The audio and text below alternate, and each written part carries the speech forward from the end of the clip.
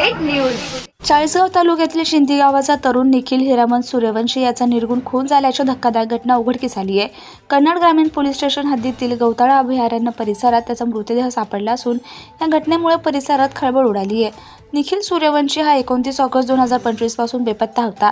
नातेवाईकांनी आणि मित्रपरिवाराने त्याचा शोध घेत असतानाच 3 सप्टेंबर रोजी सायंकाळी 5:30 वाजता गवताळा अभयारण्य येथील सायगव्हाण शिवारातील सनसेट पॉईंट जवळील घनदाट जंगलामध्ये त्याचा मृतदेह मिळून आला। मृतदेह धडापासून मुंडके वेगळे असल्यामुळे हा सरळ खून असल्याचं प्राथमिक तपासात स्पष्ट झालंय। या प्रकरणी कन्नड ग्रामीण पोलीस स्टेशनमध्ये भारतीय दंड संहितेच्या कलम 302-201 अन्वये खुनाचा गुन्हा दाखल करण्यात आलाय।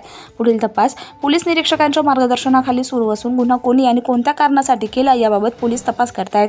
या घटनेमुळे शिंदी गावात हळहळ व्यक्त होत असून गावकऱ्यांमध्ये भीतीचं तसेच अस्वस्थतेचं वातावरण निर्माण झालंय। Bureau report Murad Patel. Subscribe now and press the bell icon. Never miss an update.